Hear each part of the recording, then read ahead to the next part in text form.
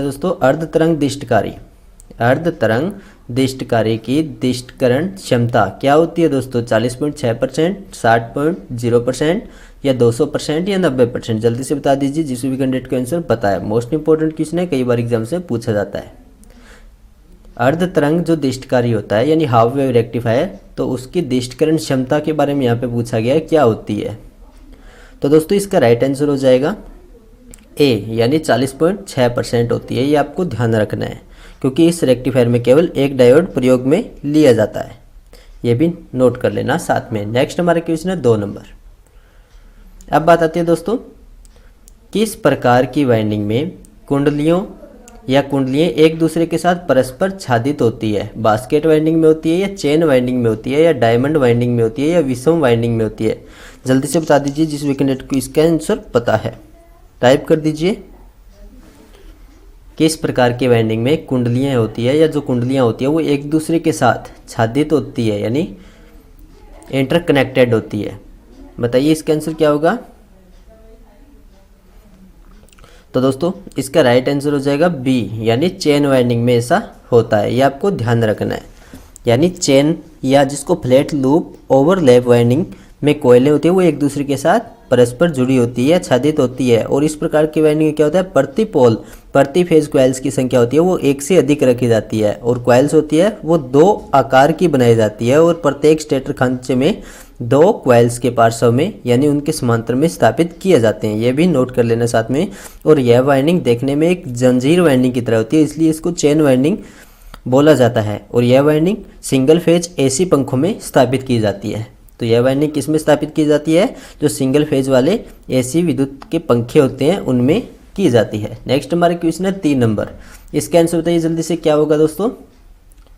अब बात आती है वोल्टेज रेगुलेटरों में किस प्रकार का डायोड प्रयुक्त होता है? Varactor diode, photo diode, zener diode, या प्रकाश उत्सर्जक डायोड? लाइट इमिटिंग डायोड बोलते हैं जिसको। बताइए इसका आंसर क्या होगा, जिसको LED भी प्रदर्शित किया जाता है? टाइप कर दीजिए, जिस भी कैंडिडेट का आंसर पता है। वोल्टेज रेगुलेटर में किस प्रकार का डायोड प्रयुक्त किया जाता है? तो दोस्तों इसका राइट आंसर हो जाएगा सी, यानी जेनर डायोड का उपयोग किया जाता है। तो वोल्टेज रेगुलेटर्स जो रेगुलेटर्स होते हैं उनमें जेनर डायोड काम में लिया जाता है। जेनर डायोड एक उच्च डोपिंग वाला सिलिकॉन अर्धचालक डायोड माना जाता है, जो कि विशेष रूप से रिवर्स ब्रेकडाउन क्षेत्र होता है उसमें प्रचालित करने हेतु बनाया जाता है। और इस डायोड की जो ब्रेकडाउन वोल्टेज होती है वो सामान्यतः PN जंक्शन डायोड से कम होती है। कौन से डायोड से कम होती है? जो PN जंक्शन डायोड होता है उससे हमेशा कम होती है दोस्तों। ये भी ध्यान रखना इंपॉर्टेंट है। और आप सभी को पता होगा जेनर डायोड का सिंबल, तो इसका सिंबल इस टाइप से होता है।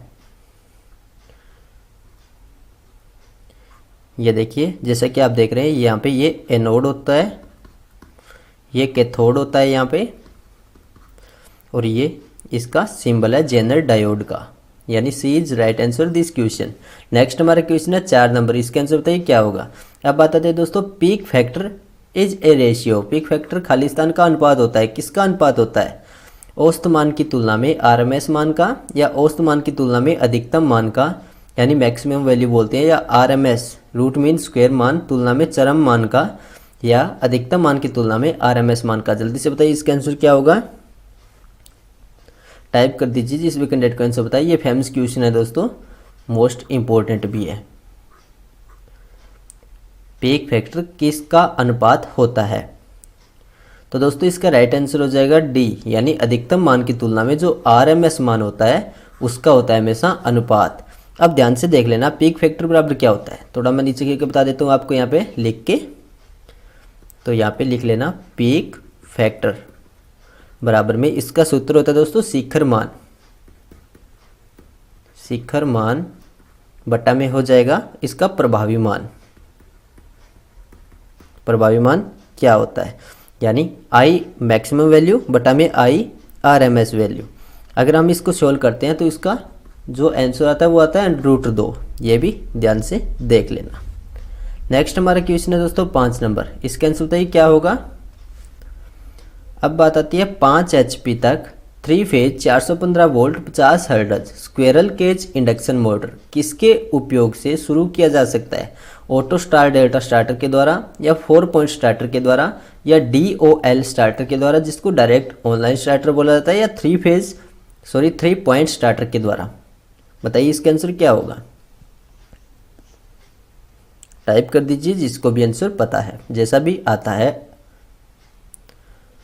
तो दोस्तों इसका राइट आंसर हो जाएगा सी, यानी DOL स्टार्टर के द्वारा स्टार्ट किया जा सकता है। क्योंकि यहाँ पे देखिए सबसे पहले इसकी क्षमता कितनी है, 5 HP, या अपनी 5 अश्व शक्ति हॉर्स पावर।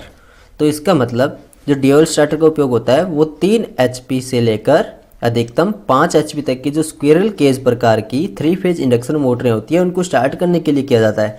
यानी कम से कम 3 HP और ऊपर में 5 HP तक की जो स्क्विरल केज प्रकार की मोटर होती है उनको चलाने के लिए DOL स्टार्टर का उपयोग किया जाता है। अब देखिए यहाँ पे इस क्वेश्चन में 5 HP लिखा हुआ है, अगर यहाँ पे 6 HP होता तो इसको इससे स्टार्ट नहीं किया जा सकता था DOL स्टार्टर के द्वारा, फिर उसको ऑटो स्टार डेल्टा स्टार्टर के द्वारा ही चलाना पड़ता।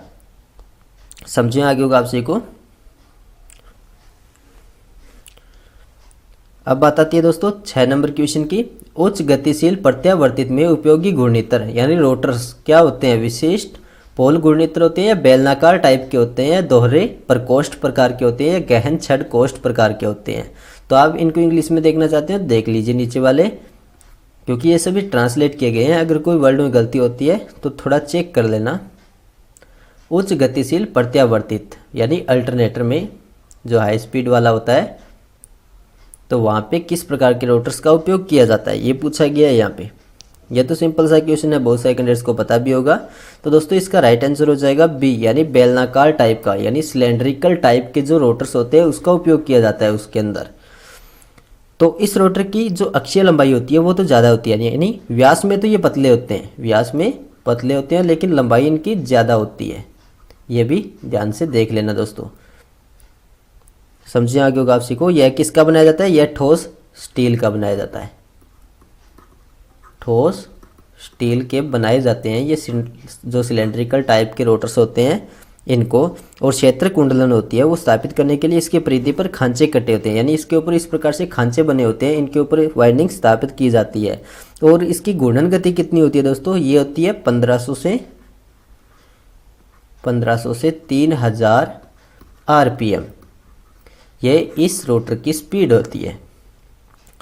तथा आउटपुट कितनी प्राप्त होती है, आउटपुट होती है 50,000 kVA, 50,000 kVA इसकी आउटपुट क्षमता होती है, यानी 50,000 kVA से प्लस होती है, 50,000 kVA से लेकर लगभग 2 लाख kVA तक होती है दोस्तों, ये भी नोट कर लेना। और इसका उपयोग कहाँ पे किया जाता है, इसका उपयोग किया जाता है स्टीम टर्बाइंस जो अल्टरनेटर्स होते हैं या जो टर्बो अल्टरनेटर्स होते हैं उनमें इसका उपयोग किया जाता है। यानी ये जो बेलनाकार टाइप का रोटर होता है इसका उपयोग कहाँ पे किया जाता है, एक तो स्टीम टर्बाइन वाले जो अल्टरनेटर्स होते हैं वहाँ पर, एक टर्बो अल्टरनेटर्स होते हैं वहाँ पे इसका उपयोग किया जाता है। और इनकी आउटपुट कितनी होती है 50,000 kVA से लेकर 2 लाख kVA तक। और इनकी घूर्णन गति कितनी होती है 1500 से लेकर 3000 RPM यानी राउंड प्रति मिनट तक। और ये लंबाई, इनकी लंबाई ज़्यादा होती है, इनका व्यास कम होता है, और इसके ऊपर यानी इसके परिधि होती है उसके ऊपर खांचे कटे होते हैं जिसके ऊपर क्षेत्र वाइंडिंग को स्थापित किया जाता है। समझे आगे होगा आपसी को। नेक्स्ट हमारा क्वेश्चन है 7 नंबर, इसका आंसर बताइए क्या होगा। अब बात आती है दोस्तों इंडक्शन मोटर की तुल्यकालिक गति और वास्तविक गति के बीच के अंतर को क्या कहा जाता है, विचलन फिसलन स्लिप, या आघूर्ण जिसको टॉर्क बोलते हैं, या नियंत्रण जिसको रेगुलेशन बोला जाता है, या शक्ति कारक जिसको पावर फैक्टर बोला जाता है। बताइए इसका आंसर क्या होगा। यह भी इंपॉर्टेंट है आपके लिए, जल्दी से टाइप करके बता दीजिए। इंडक्शन मोटर की तुल्यकालिक गति और वास्तविक गति के बीच के अंतर को क्या कहा जाता है। तो दोस्तों इसका राइट आंसर हो जाएगा ए, यानी उसको स्लिप बोला जाता है हमेशा। यानी प्रेरण मोटर जिसको इंडक्शन मोटर बोलते हैं तो उसकी जो तुल्यकालिक यानी सिंक्रोनस स्पीड होती है जिसको NS से प्रदर्शित किया जाता है, सिंक्रोनस स्पीड को NS से प्रदर्शित किया जाता है। N से हो गया स्पीड, S से हो गया सिंक्रोनस वास्तविक गति, यानी N से हो गया उसकी गति यानी स्पीड, और R से हो गया रियल स्पीड। तो उसके बीच का जो अंतर होता है उसको स्लिप बोलते हैं। और स्लिप ज्ञात करने के लिए S बराबर में होता है NS माइनस NR, यानी सिंक्रोनस स्पीड में से रियल स्पीड आपको घटानी पड़ेगी, फिर वहाँ पे आपको प्राप्त हो जाएगी स्लिप क्या होगी उस मोटर की। नेक्स्ट हमारा क्वेश्चन है 8 नंबर, इसका आंसर बताइए क्या होगा। अब बात आती है दोस्तों कौन सा दोलक, दोलक को ऑसिलेटर बोला जाता है तो ज़्यादा स्थिर रहता है। कौन से टाइप का ऑसिलेटर ज़्यादा स्थिर रहता है, वेन ब्रिज ऑसिलेटर या क्रिस्टल कंट्रोल्ड ऑसिलेटर या कोलपिट्स ऑसिलेटर या हार्टले ऑसिलेटर। बताइए इसका आंसर क्या होगा दोस्तों, किस प्रकार का ऑसिलेटर ज़्यादा स्थिर रहता है। यह भी इंपॉर्टेंट है, कई बार एग्जाम से पूछा गया है। तो दोस्तों इसका राइट आंसर हो जाएगा क्रिस्टल कंट्रोल्ड ऑसिलेटर। कौन सा होता है, क्रिस्टल कंट्रोल्ड ऑसिलेटर ज़्यादा स्थिर होता है। जो क्रिस्टल दोलित्र होता है उसमें आवर्ती स्थिरता का गुण विद्यमान होता है दोस्तों। क्रिस्टल की जो कंपन आवृत्ति होती है वो उसकी मोटाई के व्युत्क्रमानुपाती यानी उल्टा होती है, उल्टा होती है या व्युत्क्रमानुपाती होती है। नोट कर लेना। ये भी क्रिस्टल के रूप में क्वार्टज, रोसेल साल्ट आदि का प्रयोग किया जाता है। क्वार्टज क्रिस्टल का प्रयोग करके 50 किलो हर्टज KHZ यानी 50 किलो हर्टज से 500 या 50 लिख लीजिए यहाँ पे 50 मिली हर्टज यानी क्वार्टज क्रिस्टल का प्रयोग करके आप 50 किलो हर्टज से 50 मिली हर्टज आवृत्ति के दोलित्र बना सकते हैं। यानी ये इनकी क्षमता होती है या इसकी रेटिंग होती है। नेक्स्ट हमारा क्वेश्चन है दोस्तों 9 नंबर, इसका आंसर बताइए क्या होगा। अब बात आती है 3 फेज वाले स्क्विरल केज मोटर का शुरुआती करंट लगभग कितना होता है। निर्धारित करंट से 1.5 गुना, निर्धारित करंट से कम होता है या निर्धारित करंट से 5 से 6 गुना होता है या निर्धारित करंट के बराबर होता है। बताइए इसका आंसर क्या होगा। ये तो सिंपल सा क्वेश्चन है, लगभग कैंडिडेट्स को पता भी होगा, बार बार एग्जाम से पूछा भी जाता है।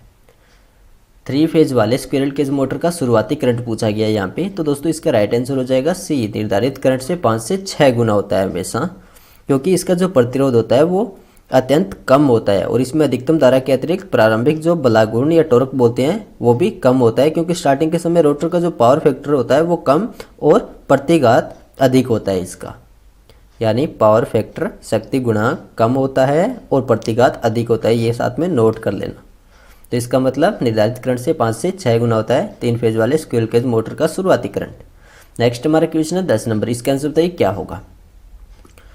किसी डीसी जनरेटर में इंटरपोल फील्ड कॉइल किससे जुड़ी होती है दोस्तों, भार के साथ समांतर क्रम में, यानी भार का मतलब है यहाँ पे लोड, या आर्मेचर वाइंडिंग के साथ श्रृंखला में, या भार के साथ श्रृंखला में, या आर्मेचर वाइंडिंग के साथ समांतर में। बताइए इसका आंसर क्या होगा। किसी डीसी जनरेटर में इंटरपोल्स होते हैं तो उनकी फील्ड कॉइल को किसके साथ जुड़ी होती है। तो दोस्तों इसका राइट आंसर हो जाएगा बी, आर्मेचर वाइंडिंग के साथ श्रृंखला में या सीरीज में जुड़ी होती है। ये आपको ध्यान रखना है, क्योंकि इंटरपोल्स की वाइंडिंग मोटे तार और मुख्य पोल की तुलना में कम लपेट की होती है और यह कम्यूटेशन के कारण उत्पन्न होने वाला जो विद्युत वाहक बल होता है या EMF या इलेक्ट्रोमोटिव फोर्स होता है तो उसको उदासीन करता है, यानी न्यूट्रलाइज करता है, जिससे क्या होता है स्पार्किंग की मात्रा होती है वो बहुत घट जाती है और मशीन की दक्षता 25 से 30% बढ़ जाती है। कितनी बढ़ जाती है, 25 से 30% मशीन की दक्षता बढ़ जाती है दोस्तों। समझे आगे होगा आप सही को। नेक्स्ट हमारा क्वेश्चन है 11 नंबर, इसके आंसर बता दीजिए क्या होगा। अब बात आती है एक प्रेरण मोटर में यदि पोल की संख्या दोगुनी हो जाती है तो गति क्या होगी, व्युत्क्रमिक होगी या दोगुनी होगी या वही होगी या आधी हो जाएगी। बताइए इसका आंसर क्या होगा। एक प्रेरण मोटर में यदि पोल की संख्या दोगुनी हो जाती है तो गति पर क्या प्रभाव पड़ता है। तो दोस्तों सिंपल सा क्वेश्चन है, बता दीजिए जिसको भी आंसर पता है। तो इसका राइट आंसर हो जाएगा डी, यानी आधी हो जाती है हमेशा। तो आधी क्यों हो जाती है, क्या कारण होता है। यानी प्रेरण मोटर में यदि पोल की संख्या को दोगुना कर देती है तो गति आधी हो जाएगी। तो दोस्तों इसका सूत्र होता है एक NS, सिंक्रोनस स्पीड व्युत्क्रमानुपाती 1/P, यानी पोल्स जितने बढ़ेंगे उतनी गति घटेगी और गति जितनी बढ़ेगी उतने पोल्स वहाँ पे कम करने पड़ेंगे। यानी इस टाइप से होता है इसका सर्कुलेशन। समझे आगे का आप सीखो। NS का मतलब तुल्यकालिक गति हो गई और P से हो गया पोलों की संख्या। नेक्स्ट हमारा क्वेश्चन है 12 नंबर, इसके आंसर बताइए क्या होगा दोस्तों। अधिकांश सिंगल फेज वाले मोटरों में आमतौर पर किस प्रकार की वाइंडिंग का उपयोग किया जाता है। बास्केट वाइंडिंग का, कॉन्सेंट्रिक वाइंडिंग का, डायमंड वाइंडिंग का या चेन वाइंडिंग का। बताइए इसका आंसर क्या होगा। अधिकांश सिंगल फेज वाले जो मोटर होते हैं उसमें आमतौर पर किस प्रकार की वाइंडिंग का उपयोग किया जाता है। टाइप कर दीजिए जिसको भी आंसर पता है। जिसको भी वीडियो अच्छा लग रहा है प्लीज़ लाइक कर दीजिए और अंत में शेयर जरूर करना आपके पास जितने भी व्हाट्सएप टेलीग्राम ग्रुप्स हैं उन सभी में। और जिसने भी Ajju education live YouTube channel का टेलीग्राम ग्रुप ज्वाइन नहीं किया ज्वाइन कर लीजिए। इसी वीडियो के डिस्क्रिप्शन में लिंक दिया गया है या आप ajjuexam.com वेबसाइट पर जाके भी कर सकते हैं। तो दोस्तों इसका राइट आंसर हो जाएगा बी, यानी कॉन्सेंट्रिक वाइंडिंग होती है वो। अधिकांश सिंगल फेज वाले मोटरों में आमतौर पर कॉन्सेंट्रिक वाइंडिंग का ही उपयोग किया जाता है, क्योंकि इस प्रकार की वाइंडिंग में एक कॉइल ग्रुप की सभी कॉइल्स को सकेंद्रीय प्रकार की होती है। और इस प्रकार की वाइंडिंग में क्या होता है, अधिक मेहनत करनी पड़ती है और इसकी विशेषता यही होती है कि इसमें अधिक शीतलन स्थान प्राप्त हो जाता है, यानी ठंडा होने के लिए खाली जगह ज़्यादा बच जाती है। अगला हमारा क्वेश्चन है दोस्तों 13 नंबर। इसका आंसर तय कीजिए क्या होगा। पश्च अंतराल यानी जिसको बैक पिच बोलते हैं, तो यह शब्द आमतौर पर किसके संदर्भ में प्रयुक्त होता है। डीसी मोटर के स्टार्टर वाइंडिंग में या प्रत्यावर्तित वाइंडिंग में या एसी मोटर की वाइंडिंग में या डीसी आर्मेचर की वाइंडिंग में। बताइए इसका आंसर क्या होगा। टाइप कर दीजिए जिसको भी आंसर पता है। पश्च अंतराल बैक पिच शब्द होता है, तो इसका संबंध किसके साथ है इन चारों ऑप्शनों में से। तो दोस्तों इसका राइट आंसर हो जाएगा डी, यानी डीसी आर्मेचर वाइंडिंग के साथ है। तब थोड़ा ध्यान से सुन लीजिए, अपने आप समझ में आ जाएगा। यानी बैक पिच बोलते हैं तो यह डीसी आर्मेचर वाइंडिंग के संदर्भ में प्रयुक्त होता है या काम में लिया जाता है। और आर्मेचर के पीछे की ओर यानी कम्यूटेटर के दूसरी साइड एक कॉइल की दो एक्टिव साइड्स होती है, तो उनके बीच की जो दूरी होती है, उनकी जो बीच की दूरी होती है उनको क्या बोला जाता है, उनको हमेशा बैक पिच बोला जाता है। बैक पिच बोला जाता है। यह दूरी भी स्लॉट्स अथवा चालकों की संख्या के रूप में व्यक्त की जाती है। नेक्स्ट हमारा क्वेश्चन है 14 नंबर। इसका आंसर बताइए क्या होगा। अब बात आती है दोस्तों इलेक्ट्रोलाइसिस से संबंधित फैराडे के पहले नियम को किसके रूप में व्यक्त किया जाता है या जा सकता है। m बराबर में ZT या m बराबर में IT या m बराबर में ZI या m बराबर में ZIT। बताइए इसका आंसर क्या होगा। इलेक्ट्रोलाइसिस में संबंधित फैराडे के पहले नियम को किसके रूप में व्यक्त किया जा सकता है। तो दोस्तों इसका राइट आंसर हो जाएगा डी, यानी m बराबर में ZI और छोटा t से हो गया यहाँ पे समय। m का मतलब क्या होता है यहाँ पे, मुक्त हुए पदार्थ का द्रव्यमान। I से हो गया यहाँ पे ये जो I है बीच वाला, इसका मतलब हो गया विद्युत धारा।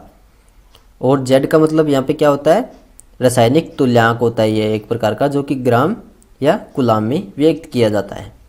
तो अब सुन लीजिए इसके बारे में थोड़ा बहुत, इलेक्ट्रोलाइसिस से संबंधित फैराडे का पहला नियम। तो दोस्तों पहले नियम के अनुसार क्या होता है, किसी इलेक्ट्रोड पर मुक्त हुए पदार्थ का द्रव्यमान जो कि ग्राम में हो सकता है या कूलाम में हो सकता है, जो कि विलयन में से प्रवाहित की गई विद्युत धारा की मात्रा और उसके गुणा यानी समय के अनुक्रमानुपाती होता है। अनुक्रमानुपाती मतलब उसके समान अनुपात में होता है। समझे आगे होगा आपसी को। अगर हम समान अनुपात का निशान हटाएंगे तो इसका मतलब उसकी जगह पे Z लग जाएगा बराबर में, तो इसका मतलब m बराबर में हो गया ZIT। Z नियतांक हो गया जो कि इसकी जगह पे लगा है, और I धारा हो गई और T उसका समय हो गया, कितने सेकंड तक प्रवाहित हुआ है। समझे आगे होगा आपसी को। नेक्स्ट हमारा क्वेश्चन है दोस्तों 15 नंबर। इसके आंसर बताइए क्या होगा। अब बात आती है एक प्रत्यावर्तक में किसी प्रेरित EMF यानी विद्युत वाहक बल की आवृत्ति दी जाती है। तो आवृत्ति ज्ञात करने के लिए क्या किया जाता है, F बराबर में 120 P बटा में N होता है, या F बराबर में PN बटा में 120 होता है, या F बराबर में 120 बटा में PN होता है। सॉरी यहाँ पे ये सेम ही हो गया, B और C ऑप्शन। F बराबर में 120 N बटा में P। बताइए इसका आंसर कौन सा होगा। मोस्ट इंपॉर्टेंट है, फेमस क्वेश्चन भी है। तो दोस्तों माफी चाहूँगा क्योंकि दो ऑप्शन सेम रहेंगे, तो इसका मतलब B एंड C दोनों राइट हो जाएंगे। तो इसका सूत्र होता है F, फ्रीक्वेंसी ज्ञात करने का, F बराबर में PN पोल्स गुणा में स्पीड बटा में हो जाएगा 120। सेम नहीं है दोस्तों, यहाँ पे ये देखिए PN ऊपर है, यहाँ पे 120 ऊपर है, यहाँ पे PN नीचे है, यहाँ पे 120 नीचे है। तो इसका मतलब इसका राइट हो जाएगा B ऑप्शन। माफी चाहूँगा आप सभी से। तो इसका राइट आंसर कौन सा होगा? बी। तो इसका मतलब F बराबर में Pn बटा में 120, ये इसका सूत्र होता है फ्रिक्वेंसी निकालने का। पोल्स इंटू स्पीड बटा में 120 का भाग देने पर आप फ्रिक्वेंसी निकाल सकते हैं हर्ट्ज के अंदर। समझे आगे होगा आप सभी को।